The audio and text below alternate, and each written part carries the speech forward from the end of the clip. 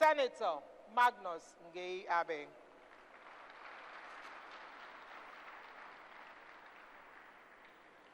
Please also welcome to join us Major General Kamudin Abiodun Roli, GSS retired, a former general officer commanding 1st Division Nigerian Army, defense advisor accredited to 12 countries in Southern Africa, an expert in security matters, negotiation and crisis management, and executive coaching. Thank you. And to join the panelists, we would like to invite a gentleman from the University of Science and Technology. He holds a PhD in geochemistry and health, a world-renowned research fellow on the issues of environmental health, especially human rights assessment of environment. I welcome Dr. Ndokiari Boysa. Please a round of applause for the distinguished gentleman.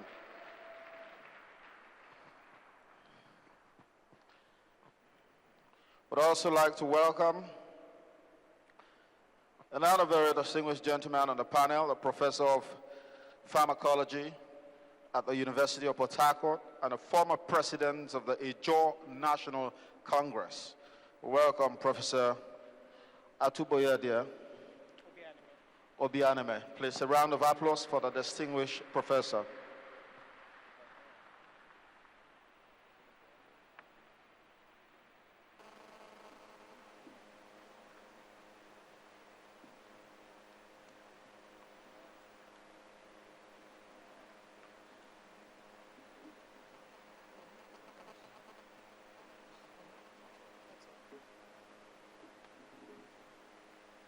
Thank you very much.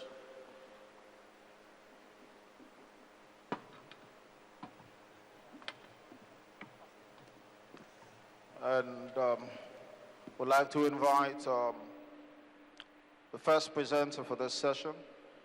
Welcome once again a gentleman whose paper is on deepening, enlarging, and simplifying notable challenges for Nigeria in the globalization era. I welcome the former Vice Chancellor and former Foreign Minister of Germany, Guido Westerwelle. Please a round of applause for the distinguished gentleman.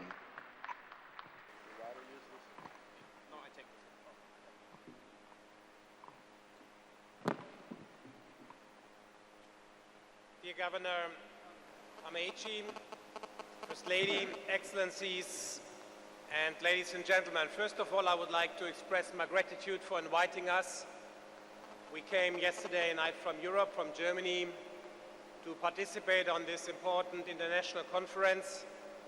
And of course, we are grateful for having the opportunity to speak to you today. I have been in Nigeria before in my former capacity as Foreign Minister, and I would like to say it's really good to be back here.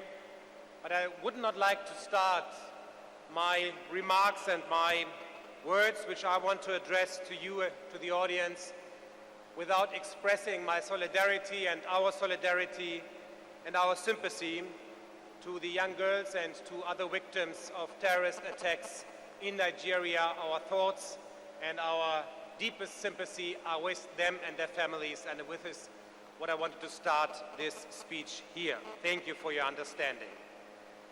For the challenges our world is facing today, Africa is playing a key role in shaping the future. Especially Nigeria is a very promising country with high potential. That Nigeria has become the strongest economy on the African continent is the proof of a positive development. But it can only be the start of a new area. There are still many political and economic obstacles and challenges to manage. And I can only agree to what we heard on the first panel. One of the preconditions to every successful development in a society and in a country is fighting against corruption. And from my point of view, as a guest in your country, I'm not part of your domestic competition and of course of your domestic discussions. But as someone who has been active and responsible in the last 20 years in German politics, I would like to tell you, Germany is a country which is very much interested in economic trade, in economic exchange, in foreign investment, especially in Nigeria. We have nearly 100 companies active in Nigeria seeking for long-term partnerships between equals. But one thing is for sure, the fight against corruption is the precondition for every successful investment in your country. So it's much more than a domestic issue, it's also an international issue. People invest in countries where they know it's a reliable system, and this is why I want to encourage you and the people here in this hall fighting against corruption in your country and all over the world. Ladies and gentlemen, 50 years ago, the world watched Africa with fascination as 17 countries declared their independence in 1960. It was the beginning of the end of European colonization. It was the beginning of the self-determination and awakening of an entire continent. And today we look again very fascinated to Africa. Among the 10 fastest growing economies during the last years are at least more than 6 African countries. Nigeria has developed to become the 26th strongest national economy in the world, and it's of course now the time that the normal people, that the normal families participate on this success story. This progress has the chance to dispel an image of Africa that is burdened with prejudice. This image of Africa is at best a distorted picture, because Africa is much more than poverty, crisis and disasters. Many African economies are growing nearly as quickly as their Asian counterparts. Africa is on the rise, politically and economically. And the world should view Africa differently than it ever has before. To make it clear, I don't want to play down Africa's problems. There is certainly a lot of catching up to do.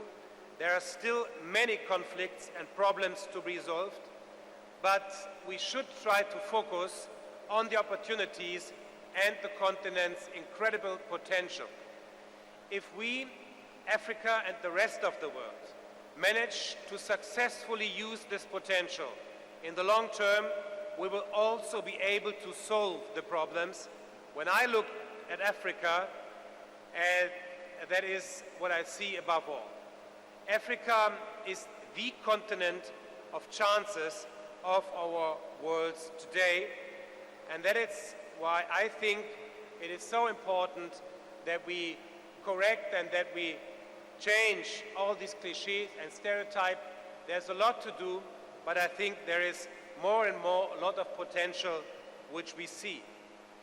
Just let me go to one important fact which is not only changing Africa and Nigeria, which is also changing the whole world, especially the relations between Africa, Nigeria, Europe, and Germany.